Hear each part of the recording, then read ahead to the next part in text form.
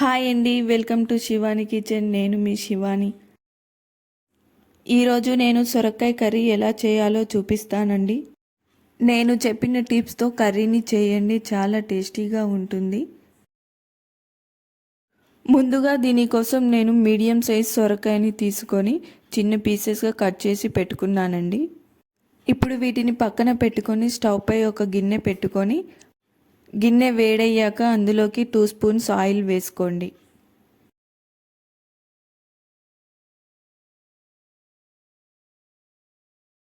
Oil వేడయ్యాక ఇందులోకి 1 table spoon పోపు దినుసులను వేసుకోండి. అలాగే 1 టేబుల్ స్పూన్ పసుపు వేసుకోండి. నేను ఆనియన్స్ వేసుకోవట్లేదండి, మీరు కావాలంటే ఆనియన్స్ వేసుకోండి.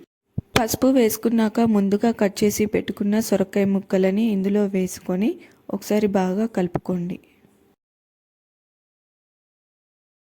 ఇలా ఒకసారి కలుపుకున్నాక సొరకాయ ముక్కలని ఆయిల్లో 5 నిమిషాల పాటు మూత పెట్టుకొని మగ్గనివ్వండి.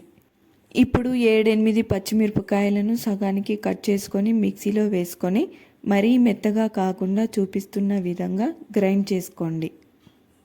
సొరకాయ ముక్కలు 5 నిమిషాలు మగ్గాక ఇందులోకి గ్రైండ్ చేసి పెట్టుకున్న పచ్చిమిర్చి పేస్ట్ని వేసుకుందాం.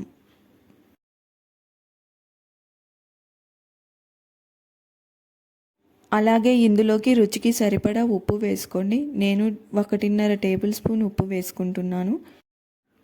ఉప్పు వేసుకొని ఒకసారి కలుపుకొని పచ్చిమిర్చి పచ్చివాసన పోయే వరకు మగ్గనివ్వండి. 5 నిమిషాల తర్వాత నేను ముందుగా కాచి చల్లార్చి పెట్టుకున్న పాలను ఇందులో వేసుకుంటున్నానండి. పాలు వేసుకోవడం వలన టేస్ట్ అనేది చాలా బాగుంటుంది. పాలని వేసుకొని ఒకసారి కలుపుకొని పాలు ఆవిరయ్యే వరకు ఉడికించుకోండి. మూత పెట్టుకొని కర్రీని 10 నిమిషాల పాటు ఉడకనిద్దాం. 10 నిమిషాల తర్వాత కర్రీ ఉడికిందో లేదో చూద్దాం. చూడండి, కర్రీ అనేది చక్కగా ఉడికింది. మూత పెట్టుకొని స్టవ్ ఆఫ్ చేసుకుందాం. సొరకాయ కర్రీలో పాలు వేసుకొని వండుకోవడం వలన కర్రీ టేస్ట్ అనేది చాలా బాగుంటుందండి. తినని వాళ్ళు కూడా తినాలనుకుంటారు, అంత టేస్టీగా ఉంటుంది ఈ కర్రీ. ఒకసారి మీరు కూడా మీ ఇంట్లో ట్రై చేసి చూడండి. చాలా అంటే చాలా టేస్టీగా ఉంటుంది. మీరు నా ఛానల్ ఫస్ట్ టైం చూస్తున్నట్టయితే లైక్ చేసి సబ్స్క్రైబ్ చేసుకోండి. దీనివల్లనే నేను పెట్టే వీడియోస్ అన్నీ మీకు వస్తాయి. ఇలాంటి మరెన్నో రెసిపీస్ మీకోసం ట్రై చేసి చూపిస్తానండి. Thank you for watching.